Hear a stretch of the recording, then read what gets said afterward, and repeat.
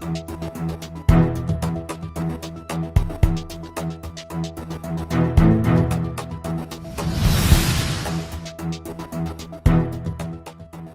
င်္ဂလာပါခင်ဗျာရန်ကုန်ခေတ်သစ်ကနေနောက်ဆုံးရရှိထားတဲ့သတင်းအသစ်များကိုတင်ဆက်ပေးပါတော့မယ်ပထမဦးဆုံး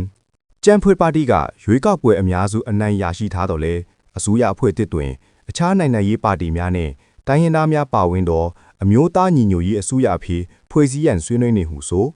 ကြံ့ဖွေပါတီကရွေးကောက်ပွဲအများစုအနိုင်ရရှိထားတော့လေအစိုးရတစ်တွင်အခြားနိုင်ငံရေးပါတီများနဲ့တိုင်းရင်းသားများပါဝင်သောအမျိုးသားညီညွတ်ရေးအစိုးရအဖြစ်ကြက်ကျဲပြန့်ပြန့်ဖွဲ့စည်းရန်ဆွေးနွေးမှုများရှိနေကြောင်းနေပြည်တော်စစ်ဘက်ပရင်ရင်းမြစ်က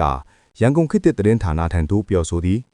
အကြမ်းဖက်စစ်ခေါင်းဆောင်မင်းအောင်လှိုင်ကဖြစ်ပေါ်လာမည့်အစိုးရတစ်တွင်ပါဝင်မိနိုင်ငံရေးရာထူးဝင်ကြီးဒုဝင်ကြီးများအပါအဝင်အုပ်ချုပ်ရေးကဏ္ဍ၏အရေးကြီးသောရာထူးများတွင်အခြားသောနိုင်ငံရေးပါတီများမှပုဂ္ဂိုလ်များတိုင်းရင်းသားများကိုပါထည့်သွင်းဖွဲ့စည်းရန်အဆိုပြုချက်များကိုဆွေးနွေးမှုများရှိနေကြောင်းအထူးသဖြင့်ကျန်းဖွတ်ပါတီတစ်ခုတည်းကသာနိုင်ငံရေးရာထူးဆိုင်ရာနေရာအလုံးကိုရယူထားခြင်းမဟုတ်ဘဲအမျိုးသားညီညွတ်ရေးအစိုးရအခေဖွဲ့စည်းရန်ဆွေးနွေးနေကြခြင်းဖြစ်ကြောင်းသိရှိရသည်အခုသိရသလောက်ကတော့အစိုးရအဖွဲ့သက်ကိုအားလုံးပါဝင်အောင်ဖွဲ့စည်းမယ်ဆိုတာကိုဆွေးနွေးနေကြတယ်ဥပမာဒုတိယသမ္မတနေရာတစ်ခုကိုတိုင်းရင်းသားကိုပေးမယ်အဲ့လာကလည်းပြည်ထောင်စုကြံ့ခိုင်ရေးနဲ့ဖွံ့ဖြိုးရေးပါတီကမဟုတ်တဲ့တိုင်းရင်းသားကိုယ်စားလှယ်ပေးမယ်ဆိုတာမျိုးဆွေးနွေးနေကြတယ်လို့သိရတယ်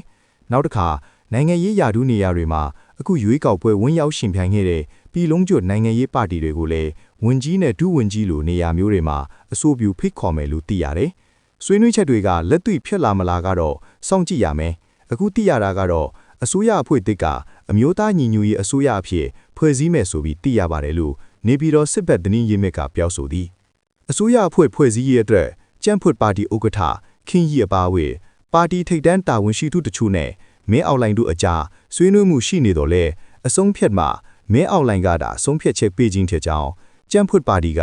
မင်းအောင်လှိုင်၏အမိန့်ကိုလိုက်နာရခြင်းဖြစ်ကြောင်းကြံ့ဖွတ်ပါတီအတွက်မင်းအောင်လှိုင်၏စီမံချက်လဲမှုအပေါ်သဘောမကျမှုများရှိနေတော့လေငင်းပယ်ခွင့်မရှိကြကြောင်းသိရှိရသည်အခြားတစ်ဖက်တွင်လည်းသမရယာဒူးမြစ်သူရယူမိကိုလက်ရှိအချိန်အထိရှင်းရှင်းလင်းလင်းတေးသေးချာချာတိတိကျကျမသိရှိရသေးပဲစစ်တပ်သတင်းရင်းမြစ်များကလက်ရှိစစ်တပ်ဦးစီးချုပ်မင်းအောင်လှိုင်ကတက်ချုပ်ရာထူးကိုဆွတ်လွတ်ပြီးသမရအဖြစ်တာဝန်ယူမိဟုသတင်းများထွက်ပေါ်နေကြောင်းပြောဆိုသည်တက်မတော်ကာကွယ်ရေးဦးစီးချုပ်ကပဲသမရလုပ်မယ်လို့ပဲအခုအချိန်အထိတက်တွင်းသိမ်းမှာတီးထားကြတယ်လို့နေပြည်တော်စစ်ဘက်သတင်းရင်းမြစ်ကပြောဆိုသည်ဆက်လက်တင်ဆက်ပေးမယ့်သတင်းအကြောင်းကတော့ကြံ့ဖွတ်ပါတီဦးဆောင်သောအစိုးရတစ် policy ရေးလွှတ်တော်များကိုစတင်ခေါ်ယူမိဟုကြေညာမဲအောင်လှိုင်သမရလုပ်ရန်အတွက်စစ်တပ်ကိုယ်စားလှယ်အစုအဖွဲ့၏ဒုတိယသမရအဖြစ်လွှတ်တော်သို့အမိစားရင်တင်သွင်းပွဲရှိဟုသတင်းထွက်နေအကြမ်းဖက်စစ်တပ်ပြုလုပ်ခဲ့တဲ့ရွေးကောက်ပွဲမှာအနိုင်ရရှိထားတဲ့ကြံ့ဖွတ်ပါတီကဦးဆောင်မဲ့အစိုးရတစ်ဖွဲ့စည်းရန်အတွက်လွှတ်တော်များကိုလာမယ့်မတ်လပိုင်းမှာစတင်ခေါ်ယူထားသောအကြမ်းဖက်စစ်တပ်ကကြေညာလိုက်သည်ဖေဖော်ဝါရီလ23ရက်နေ့စစ်တပ်ကထုတ်ပြန်သောလွှတ်တော်ခေါ်ယူရေးကြေညာချက်များတွင်ပြည်သူ့လွှတ်တော်ကိုမတ်လ16ရက်နေ့မှာပြည်သူ့လွှတ်တော်ဥက္ကဋ္ဌတီခွန်မြတ်က၎င်းအမျိုးသားလွှတ်တော်ကိုမတ်လ18ရက်နေ့မှာအမျိုးသားကာကွယ်ရေးနဲ့လုံခြုံရေးကောင်စီအမှုစုချုပ်အောင်လင်းတွေက၎င်းအတီးသီးခေါ်ယူလိုက်သည့်ထို့ပြင်တိုင်းဒေသကြီးနှင့်ပြည်내လွှတ်တော်အစည်းအဝေးများကိုမတ်လ20ရက်နေ့မှာအောင်လင်းတွေကအမိန့်ထုတ်ပြန်လိုက်သည့်လက်ရှိစစ်တပ်ကပြုလုပ်ခဲ့တဲ့ရွေးကောက်ပွဲမှာကြံ့ဖွတ်ပါတီကပြည်သူ့လွှတ်တော်အမတ်ရာနေရာ232နေရာအမျိုးသားလွှတ်တော်အမတ်ရာနေရာ108စုစုပေါင်းအမတ်ရာနေရာ339နေရာအနိုင်ရရှိထားပြီးကြံ့ဖွတ်ပါတီတစ်ခုတည်းကသာအစိုးရအဖွဲ့ဖွဲ့စည်းနိုင်ပြီးဖြစ်သည်အခြားတစ်ဖက်တွင်လည်းစစ်တပ်ကပြည်သူ့လွှတ်တော်အမတ်ရာ30ဦးနဲ့အမျိုးသားလွှတ်တော်အမတ်ရာ56ဦးစုစုပေါင်း166ဦးပါဝင်နေပြီး2008ဖွဲ့စည်းပုံအခြေခံဥပဒေအရလွှတ်တော်ရဲ့25ရာခိုင်နှုန်းကိုစစ်တပ်ကအလိုအလျောက်ရရှိနေခြင်းဖြစ်သည်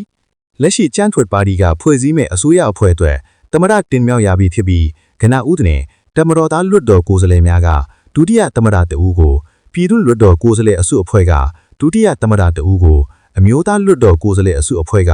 ဒုတိယသမရတဦးကိုစုစုပေါင်းဒုတိယသမရ3ဦးကိုရွေးချယ်ရမည်ဖြစ်ပြီး